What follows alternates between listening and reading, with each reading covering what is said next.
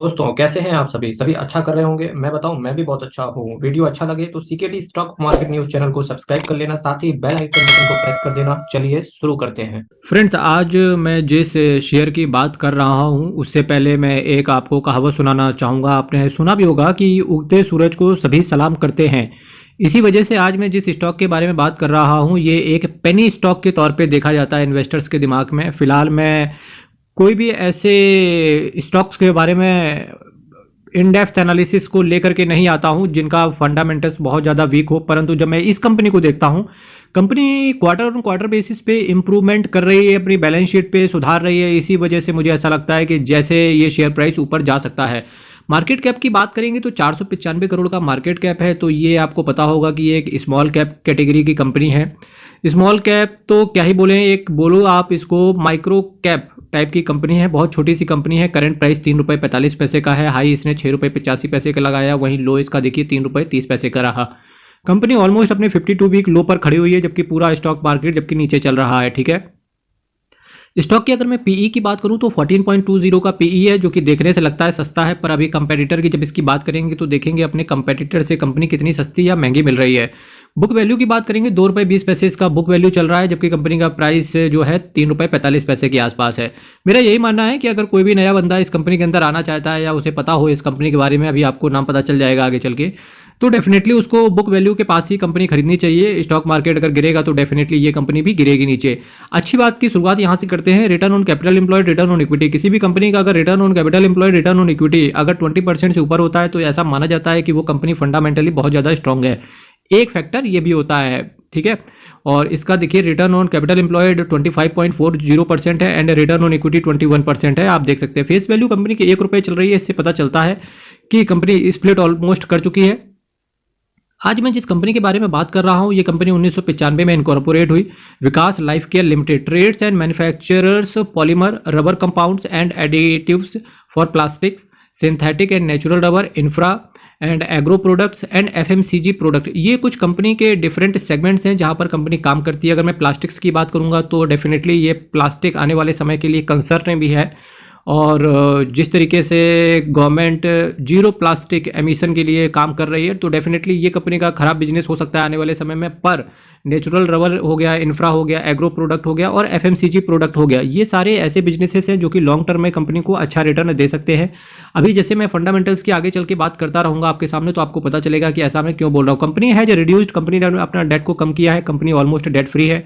Company is expected to give a good quarter. जो 2-3 रुपए जैसी कंपनी के लिए अगर कंपनी डेट को कम कर रही है, फंडामेंटल्स को स्ट्रॉन्ग करने की कोशिश कर रही है, तो मानते हैं कि कंपनी कुछ आने वाले समय में बड़ा कर सकती है। तो अगर मैं इसके पीयर कंपेटिटर की बात करूं तो देखिए अडानी एंटरप्राइज 102.01 का पीई है, एगिस लॉजिस्टिक्स का 33.48 का पीई है, रेडिंगटन का देखिए 9.33, रेन इंडस्ट्रीज का 3.47, एमएमटीसी का देखिए 9.47, पीटीसी इंडिया का देखिए 5.50 को पीई पर है, हैंडवायर होम देखिए 34.35 है, विकास लाइफ केयर देखिए 14.15 का पीई है।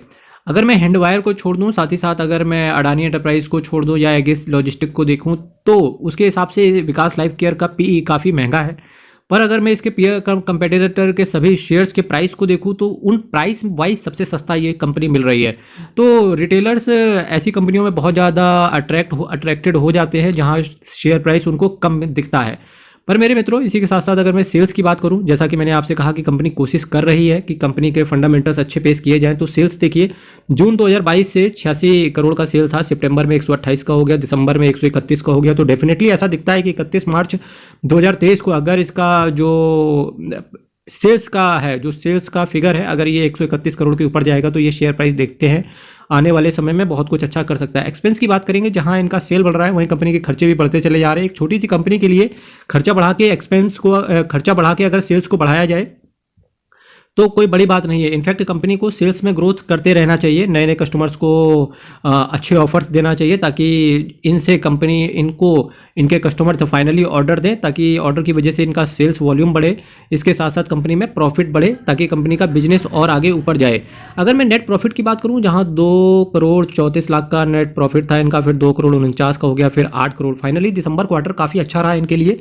8.02 करोड़ का इनका नेट प्रॉफिट आया कंपनी का, और साथ ही साथ अर्निंग पर शेयर में भी काफ़ी अच्छा उछाल देखने को मिल रहा है। इससे लगता है कि कंपनी बहुत कुछ अच्छा प्लान कर रही है और बहुत सधा हुआ बिजनेस और कंपनी का जो मैनेजमेंट है बहुत अच्छा काम कर रहा है, जिसकी वजह से ऐसा लगता है कि ये शेयर प्राइस फंडामेंटली तो बहुत धीरे धीरे स्ट्रांग होता चला जा रहा है। बस केवल बात क्या है, प्राइस में मोमेंटम नहीं आ रहा है। क्यों नहीं आ रहा है, इसका एक लॉजिक दे सकता हूं मैं, आगे देखते रहिए, मैं दूंगा जरूर। शेयर कैपिटल की बात करेंगे तो 110 करोड़ का मार्च 2022 में था, सितंबर 2022 में इसका शेयर कैपिटल 133 करोड़ का हो गया। वहीं रिजर्व एंड सरप्लस देखिए 172 करोड़ का रिजर्व एंड सरप्लस है। क्या कंपनी के ऊपर बैंकक्रप्ट हो सकती है, क्योंकि इतनी छोटे से जब 2-3 रुपए की कंपनी मिल रही है और रिजर्व एंड सरप्लस 172 करोड़ का हो तो डेफिनेटली बोरोविंग्स को देखना बनता है। अगर आप बोरोविंग्स की बात करेंगे तो लॉन्ग टर्म बोरोविंग देखिए 8.21 करोड़ का है। शॉर्ट टर्म बोरोविंग टोटल अगर मैं बात करूं 14-15 करोड़ की इनके पास बोरोविंग पड़ी हुई है। उसके लिहाज से उसके अगेंस्ट में अगर मैं देखें 172 करोड़ का रिजर्व एंड सरप्लस में पैसा पड़ा हुआ है, जैसा कि लगता है कि कंपनी बहुत कुछ आने वाले समय में बड़ा कर सकती है और फिलहाल कंपनी को बंद हो ऐसा कुछ दिखता नहीं है। अगर मैं कैश फ्लो की बात करूं तो देखिए फाइनली मार्च 2022 में 5 करोड़ का पॉजिटिव कैश फ्लो आते हुए देखने को मिला। अगर ये मार्च 2023 में जो एनुअल रिटर्न साथ ही साथ जो क्वार्टरली रिजल्ट्स कंपनी पेश करेगी, अगर ये 5 करोड़ को बीट करके ऊपर जाता है तो डेफिनेटली इस कंपनी के लिए 2023 अच्छा हो सकता है, जब पूरा मार्केट अगर सपोर्ट करे तो। अगर मैं डेटर डेज की बात करूंगा, जहां डेटर डेज मार्च 2021 में 347 दिन के हो गए थे, वहीं मार्च 2022 में कंपनी ने डेटर डेज पर भी फोकस रखा। कंपनी ने अपने कस्टमर से कहा होगा कि भाई जो भी हम प्रोडक्ट आप तुमको या कॉन्ट्रैक्ट जो भी आप हमको दोगे उसका कैश आपको जल्दी से जल्दी देना पड़ेगा, नहीं तो कस्टमर्स को निकाल के बाहर फेंक देंगे। मार्च 2022 में देखिए केवल 62 डेज के डेटा डेज रह गए। इससे पता चलता है कि कैश का फ्लो आने वाले समय में और तेजी से पॉजिटिव होते हुए देखने को मिलेगा। प्रोमोटर्स की होल्डिंग देखिए, अब लोग कहेंगे जब फंडामेंटली स्ट्रॉन्ग कंपनी है फिर भी शेयर का प्राइस क्यों गिर रहा है। इसके दो लॉजिक है। एक तो लॉजिक ये है कि यूएस मार्केट से कोई सपोर्ट आ नहीं रहा है, तो आप देख सकते हैं कि एफआईआईज की होल्डिंग जहां 9.58% हुआ करती थी, वहीं एफआईआईज की होल्डिंग 8.07% की बची है। एक लॉजिक मैं आपको और दूंगा कि इसका शेयर प्राइस में क्यों नीचे गिरा, तो देखिए प्रोमोटर्स की होल्डिंग करीब करीब प्रोमोटर जहां सितंबर क्वार्टर में 12.27% के आसपास थे। देखिए मार्च 2022 से देखिए जून 2022 देखिए, सितंबर 2022 देखिए और दिसंबर 2022 देखिए, लगातार प्रोमोटर अपने स्टेक को बेचते चले जा रहे हैं। साथ ही साथ अगर प्रोमोटर स्टेक को बेच रहे हैं तो पब्लिक भर भर के इस शेयर को रखे हुए हैं। मेरे मित्रों, कभी भी 80-85% जो ये पब्लिक ओन करके चल रही है, यही हिस्सा अगर प्रोमोटर के पास होता तो डेफिनेटली कुछ कंपनी बड़ा कर सकती थी, बहुत तेजी से इसका शेयर प्राइस ऊपर जाता। पर चूंकि पब्लिक के पास सारा हिस्सा मैक्सिमम पड़ा हुआ है, देखिए 80.56% के आसपास पब्लिक ही ओन करके चल रही है।